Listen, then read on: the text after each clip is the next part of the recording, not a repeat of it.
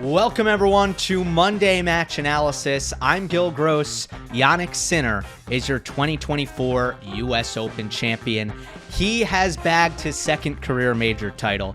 He has swept the hardcourt slams in 2024, and he has defeated American hope Taylor Fritz in the final in straight sets. We are powered by BetUS. So much good stuff to get into on today's show. In breaking down the match, I will get into how Jannik Sinner's movement advantage affected the match, the adjustment that Sinner made against the Taylor Fritz serve. Why didn't Taylor come to the net more? We'll dive into that. Some other tactical stuff that went down in the match. And at the end, I will address the overall context of how the Jannik Sinner doping controversy affects the legacy of this title. I mean, I tweeted after the match about Sinner, and half the replies were about that. So clearly, it's something that needs to be addressed. I do want to begin, however, with some of the historical significance of what we've seen from Jannik Sinner. Not necessarily at this tournament in particular, but what he's done in the larger context. First man to enter a year with 0 slams and exit the year with 2 since Guillermo Vilas. I think 1978. I just realized I didn't write the year down. Let me look at that real quick. I can pull it up. 1977, Guillermo Vilas. So it's been a while since a player has won their first slam and then actually won another in the same year. And I think the reason why it's been so long is it's rare to be fully baked as a player when you win your first. It is rare to be good enough when you win your first to be able to tack on that second so quickly. But Sinner was fully baked. Our eyes did not deceive us in Australia. Our eyes did not deceive us at the end of last year when you looked at Jannik Sinner and you said, that tennis, that seems like really, really elite tennis. And it was. And he was able to keep it up, which has been admirable all year long. For the most part, he's been able to keep it up. Not that there haven't been some bumps in the road. Sinner is also the youngest man to ever sweep the hardcourt majors. The total list of players who have done it, pretty short, shorter than I would have thought. Wilander did it. Federer did it 3 times. Djokovic did it 3 times. That's it. That's the list. Now, that doesn't count when the U.S. Open wasn't on hardcourt and when the Australian Open wasn't on hardcourt. Each of the tournaments have a history with the surfaces. It hasn't been hardcourt throughout history. But since they've both been hardcourt, that's the list. Wilander, Federer, Djokovic. And perhaps most importantly, or most significantly, this caps off one of the great 52-week hardcourt runs ever.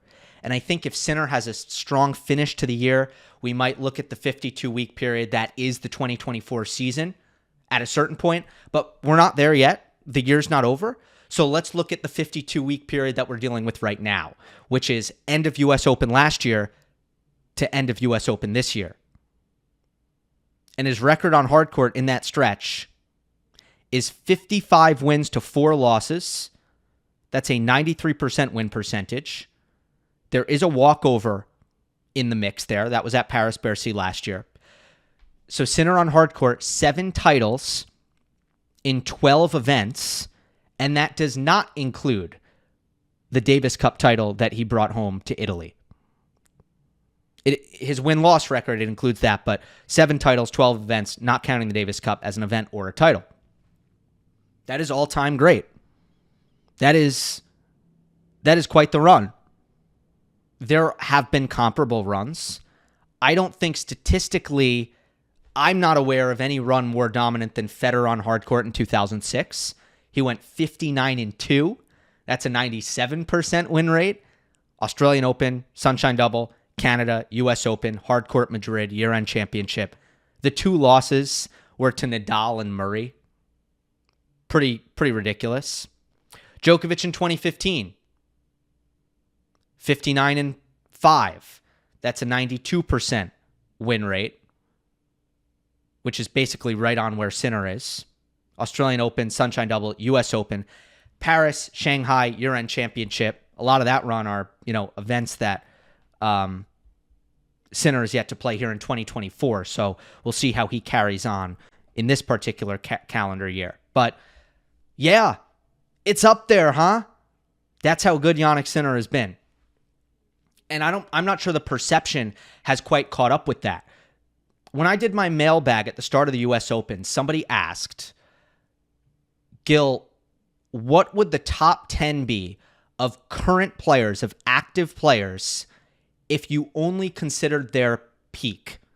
And I took peak as meaning not one tournament, but 1 year. So what would the top 10 be if we just took everybody's best year? And I made a list. And I put Sinner at number 4, and I put Wawrinka originally at 8, and then said, never mind, 7.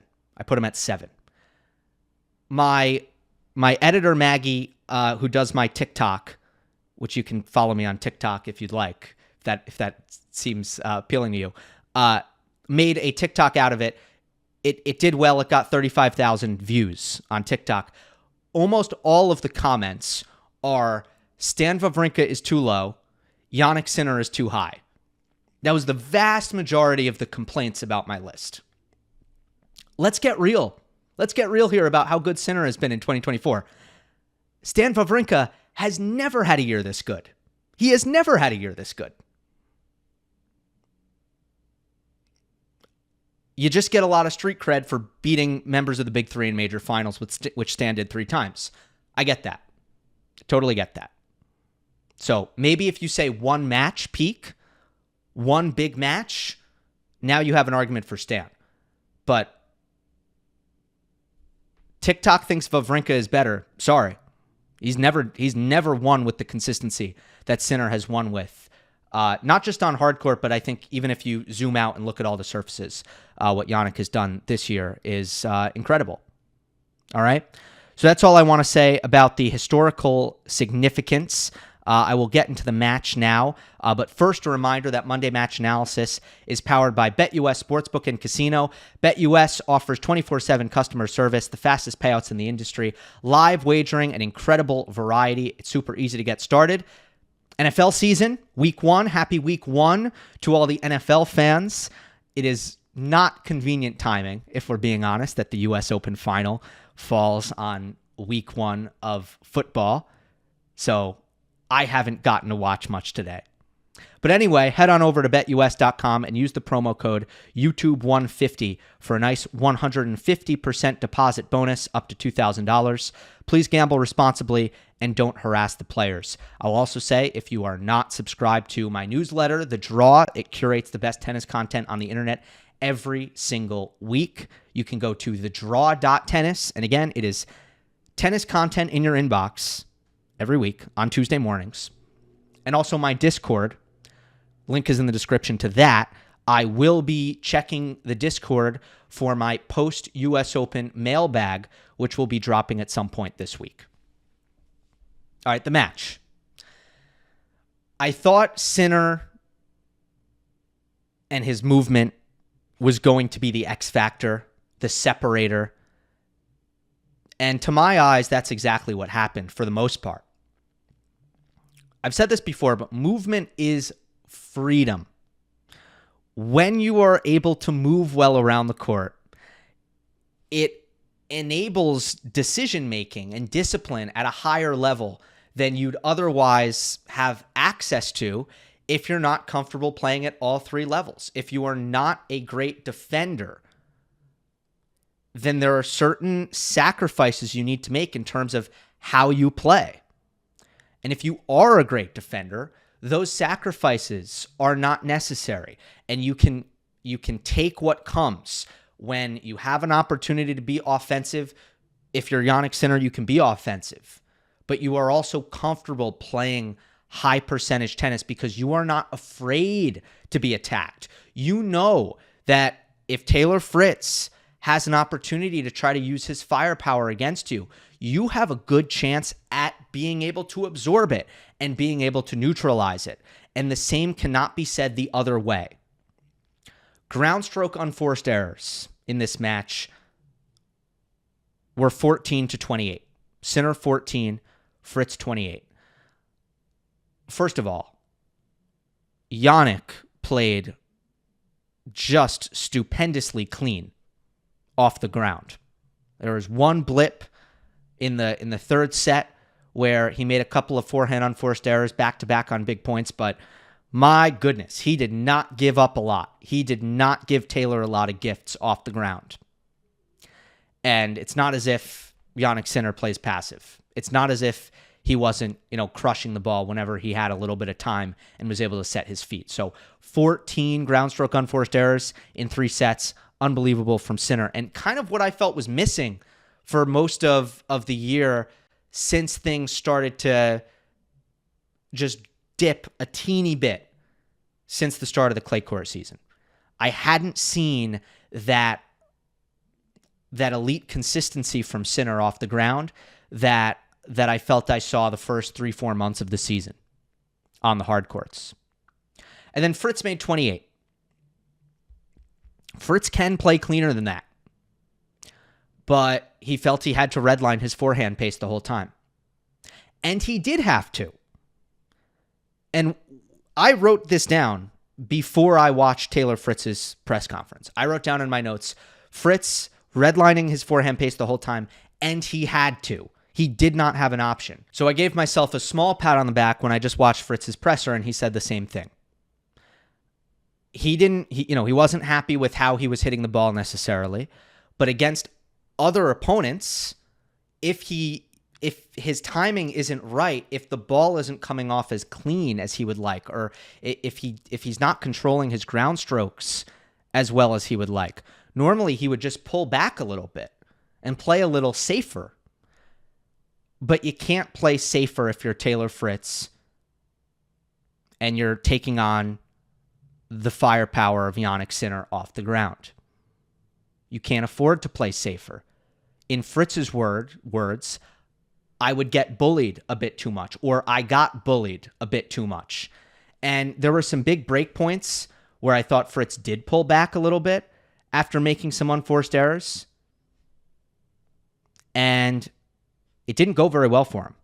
Sinner found the finishes. So I actually give Taylor props for the way he went about it. He did a great job unleashing his forehand and attacking Sinner's second serve. The two things I thought he really needed to do.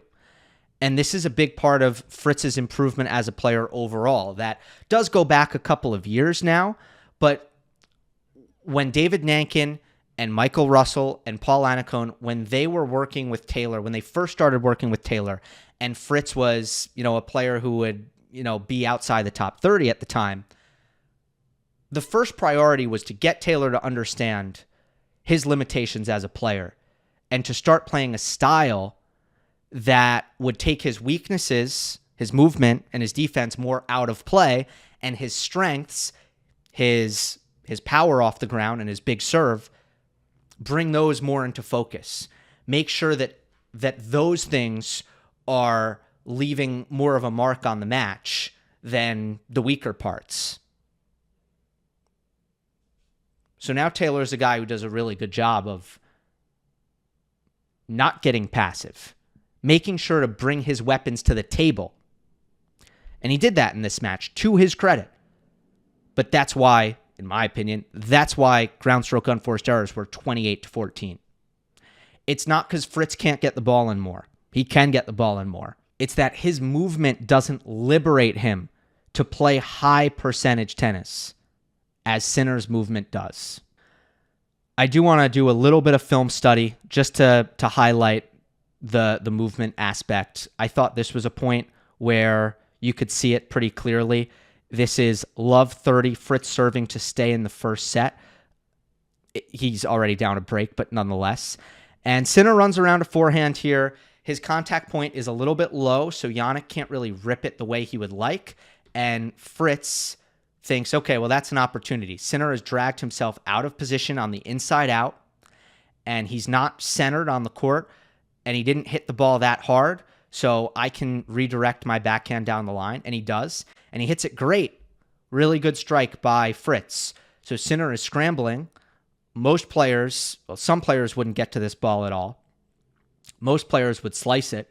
Some players would hit over it but not get a lot of pace on the ball. Sinner, with his forehand on the run, he gets there and he hits it quite hard. This is what Jannik does. He didn't slide into it, but he slid out of the shot.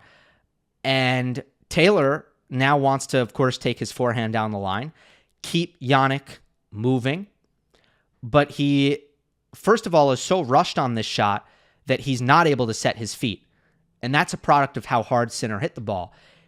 Not only can he not set his feet and therefore not get as much on the ball, but it's hard to time a precise down the line. It would be easy for Fritz to redirect this ball if it wasn't coming in so hard, but it is.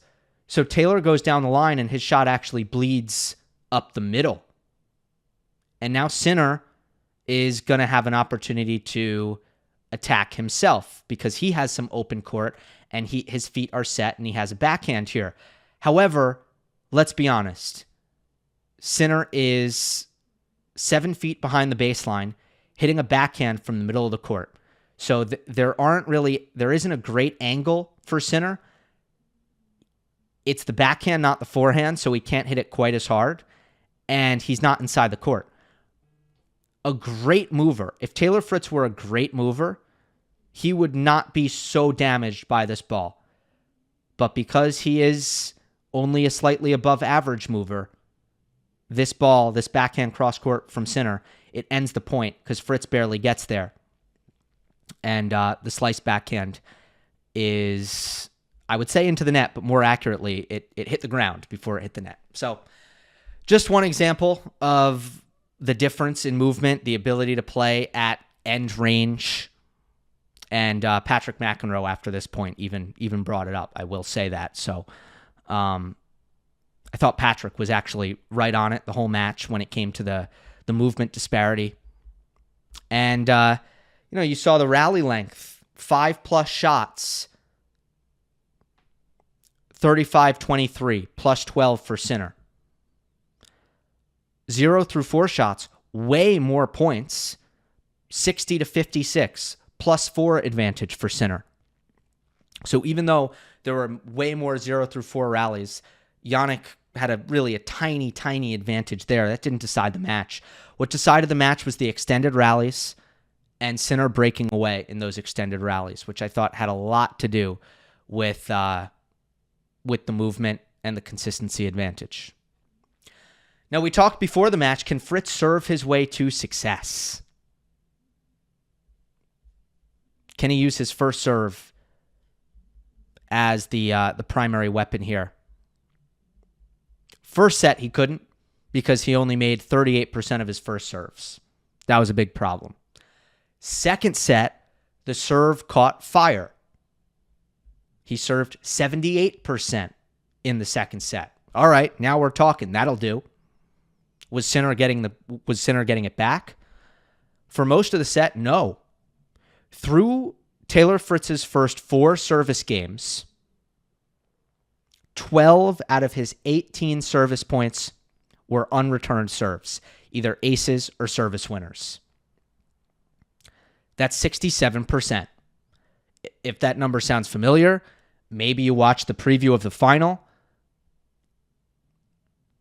because that is the same number that Fritz hit unreturned when he beat Sinner in the second set of their Indian Wells quarterfinal last year, 67. So through 4 service games in this second set, he was at 67. At 4-5, and he actually did it on the last 2 points of the previous return game, but at 4-5, Sinner goes, what's happening here? I'm not making returns. I'm going to make an adjustment. And he retreats all the way to the back fence. They play 5 points in the 4-5 service game. Sinner makes all 5 returns back in play. Recognition of what's happening, the adjustment, and one that made a lot of sense. One, because his opponent, Taylor Fritz, does not threaten with serve and volley or really either serve plus approach. Now, Fritz certainly recognized the deep return position and started hitting the slice serve out wide to try to drag Sinner off the court. But if you do that, you need the follow-up. You either need to come in, which Taylor's not going to do. Taylor's not going to serve and volley.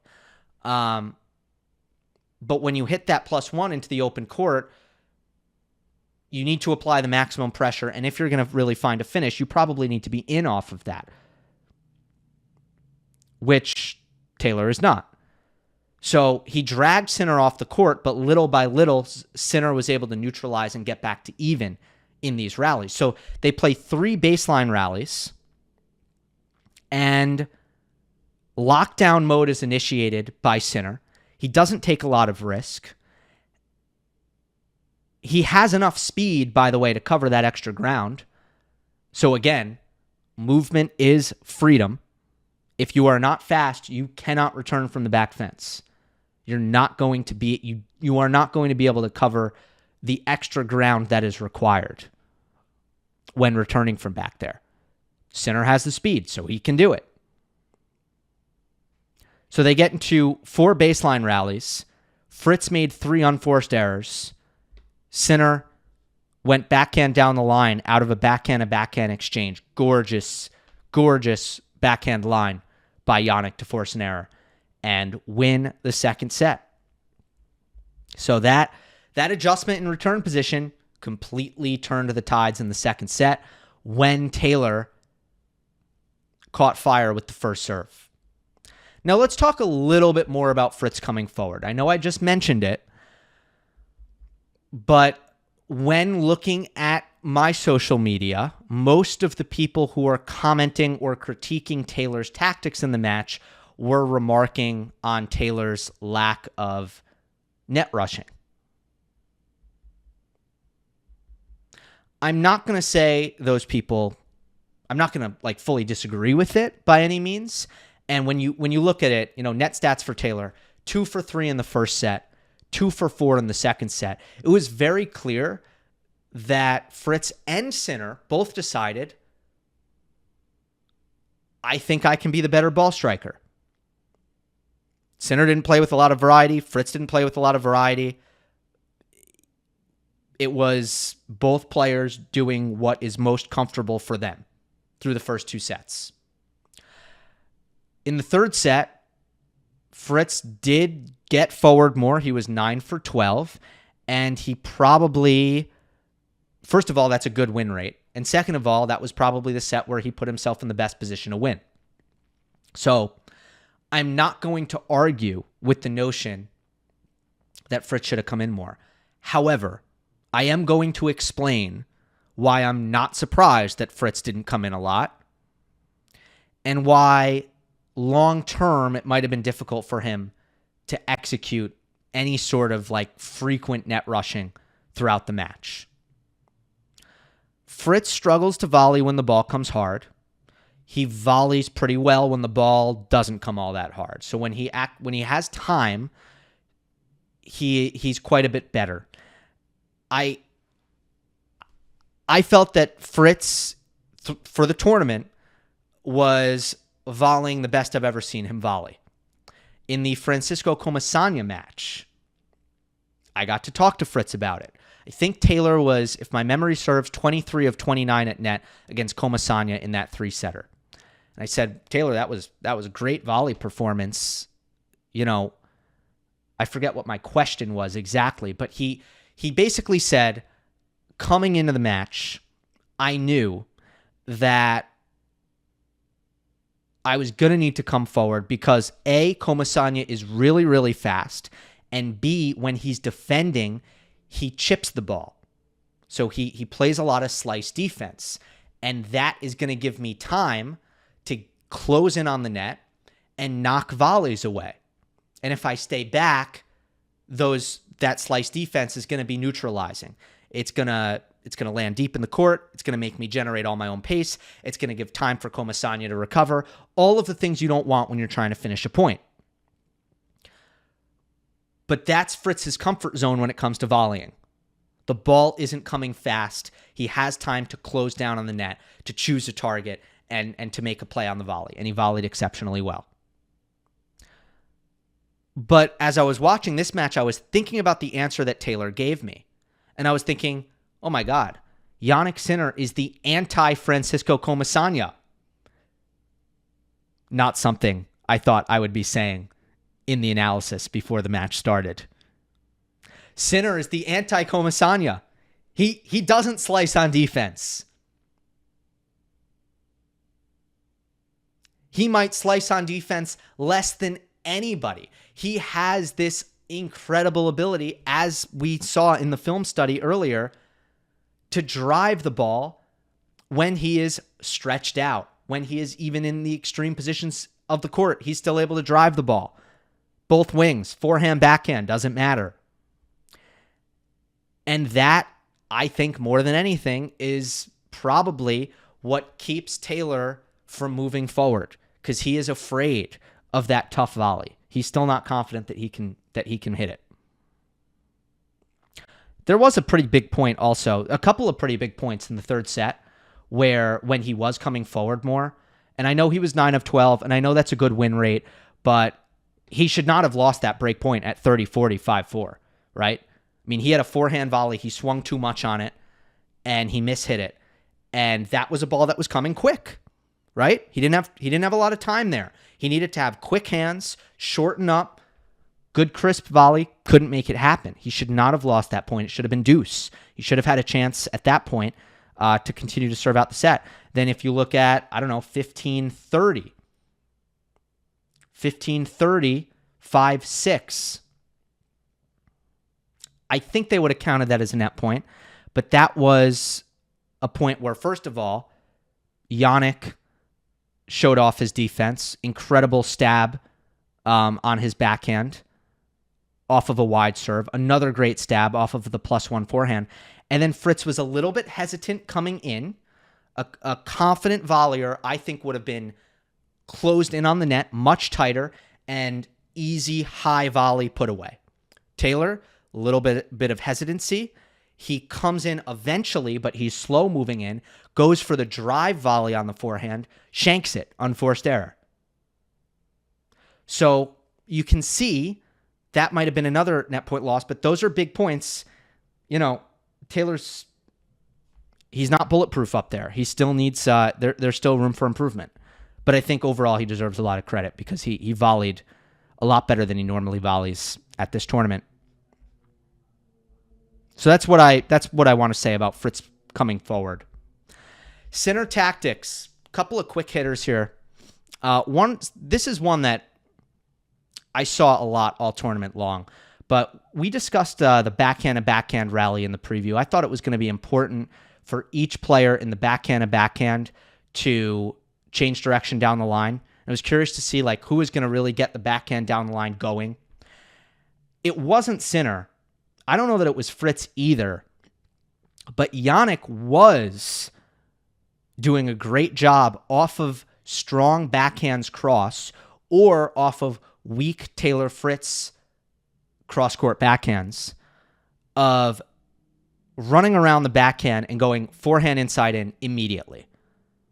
It was a killer combo. Sinner backhand cross, forehand inside in. Those two shots in combination. One bad trade for Taylor, and the consequences were massive on Fritz's backhand cross court. And I was thinking about, why was this so damaging? Why was it so effective? Well, think about it. When Fritz hits a bad backhand cross court out of the corner, he's contending now, and Sinner runs around it. He's contending now with one of the biggest weapons in tennis, the Sinner forehand, playing into the open court because you never recover all the way. A right-hander never recovers all the way after hitting a cross-court backhand. So you have the biggest weapon in tennis in terms of speed and spin, one of, if not, into the open court with the ball traveling a shorter distance because it's a down the line, and it's easier to time that.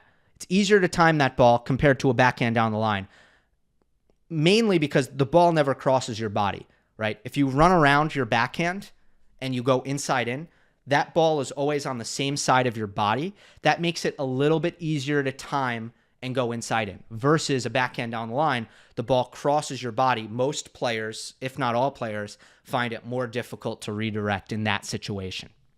So there's a lot of reasons why the forehand inside in right away makes a ton of sense. And I say right away also because I think there's a little bit of surprise factor there.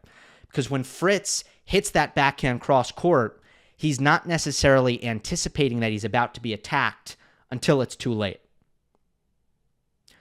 Versus if Sinner hit backhand cross court, run around, forehand inside out, once Jannik hits one forehand inside out as a right-hander on your backhand, you pretty much understand, oh, he's looking for another forehand on the next ball here, and he's going to try to attack me inside in. Like, that's kind of where your head is at, and now you're, oh, I gotta really protect my backhand here. I gotta be ready because my opponent, who loves his forehand, just is trying to build the point with that forehand from the off position. But I think there's a little bit of a sneakiness factor when Sinner just runs around inside in right away. I was seeing a lot of that, and I saw a lot of that against Medvedev and was actually messaging back and forth a little bit with Hugh Clark, his newsletter, Threat of Order. We were chatting about that, about how often Sinner was doing that in this tournament, out of the backhand and backhand exchange, looking for the runaround, instead of doing damage with the two-hander. I think it's way more efficient. I think, like I said that I thought Sinner should take the backhand down the line often. I think this way is way more efficient. Much better. Now, I do want to mention a downside, right? If you run around, you leave your forehand corner open. Movement is freedom, ladies and gentlemen. Movement is freedom. Sinner has one of the best running forehands out there. He's so good at covering that corner. So, of course he should run around his backhand whenever he can. He doesn't need to worry about it as much as some other players who might leave open space and get burned because of it. All right, other ones that I want to be quicker on. Jannik barely lost any points on the forehand drop shot. I know in the last game, Fritz finally hit a redrop, and it was really good by Taylor, but that was a total outlier.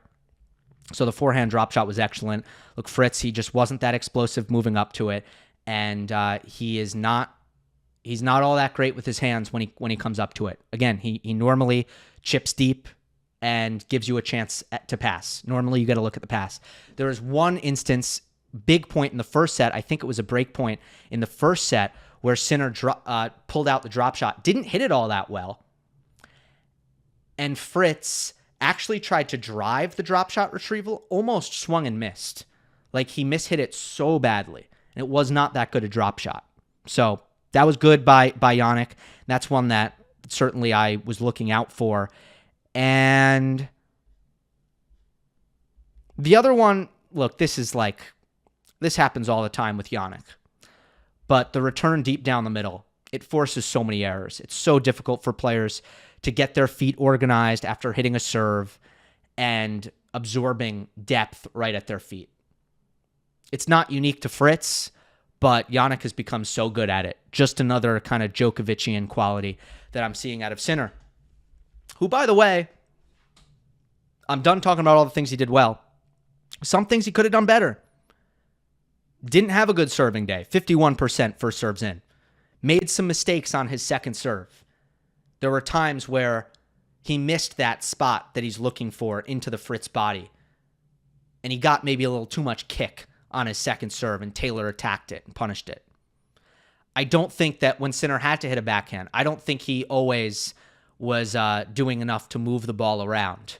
And there were times where Taylor, I think, could settle into the middle of the court against Sinner's backhand and find a chance to attack. And then the only other thing specific to one part of the match, Jannik almost let Fritz back into the match with back-to-back forehand unforced errors at 15:40 in the third. So that was another little blip. So those are my thoughts on Sinner's performance as a whole. Ultimately, I thought the consistency was the standout feature of this performance and the return of serve adjustment in the second set. All right, on a more morbid, does morbid have to do with death? I think so. On a more negative note, the doping controversy, casting a shadow on Jannik Sinner as a whole. Big news story the week before the U.S. Open was that. I do feel the damage at this point in time. You know, I sense it.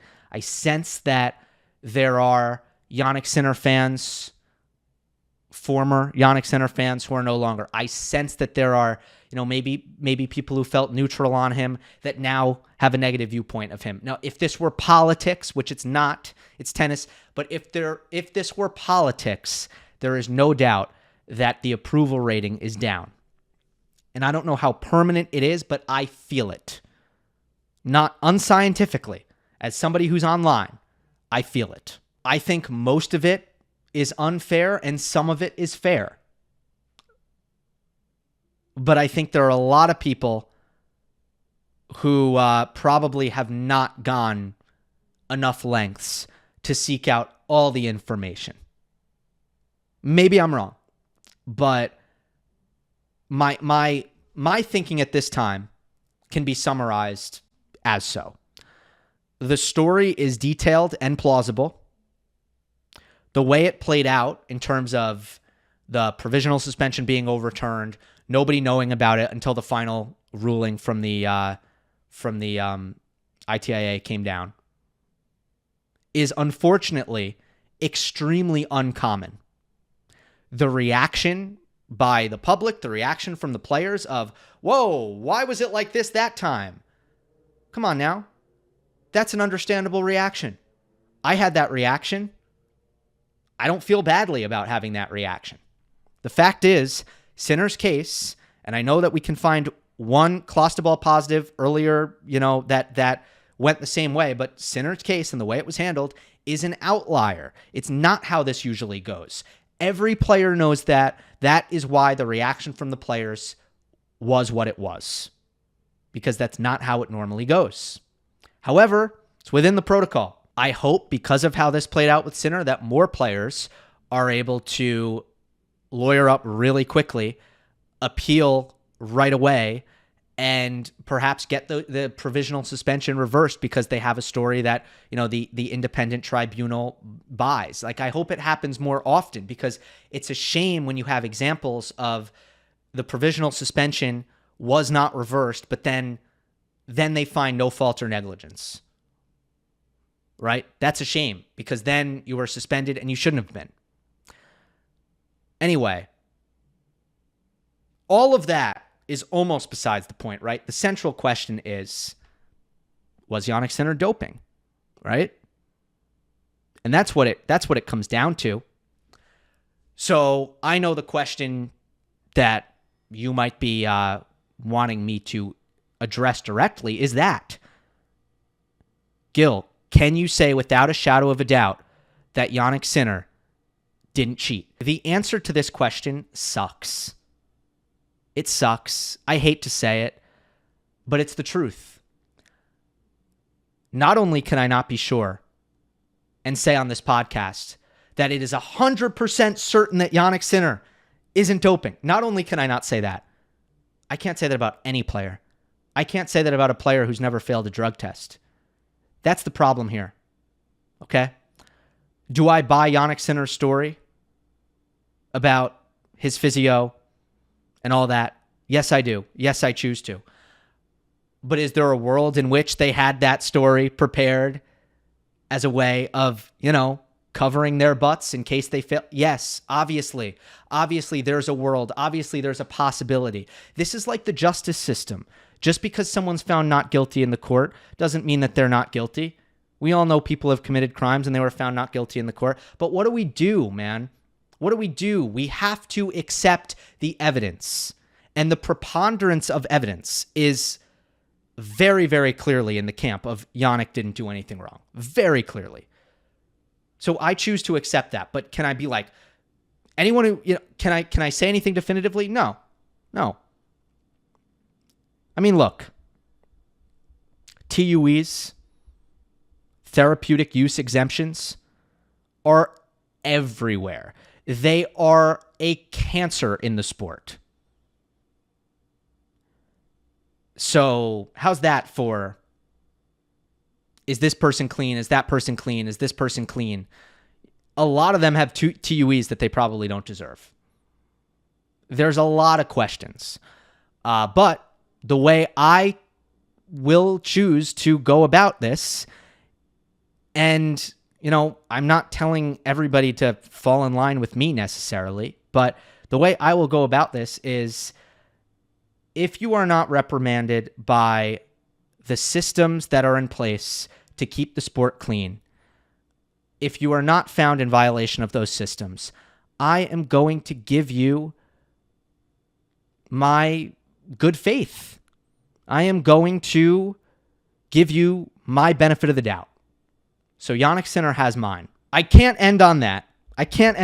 So I want to bring things back to 2024 as a whole. We've just ended the season of slams, of Grand Slams. We've completed the Grand Slam, I will say.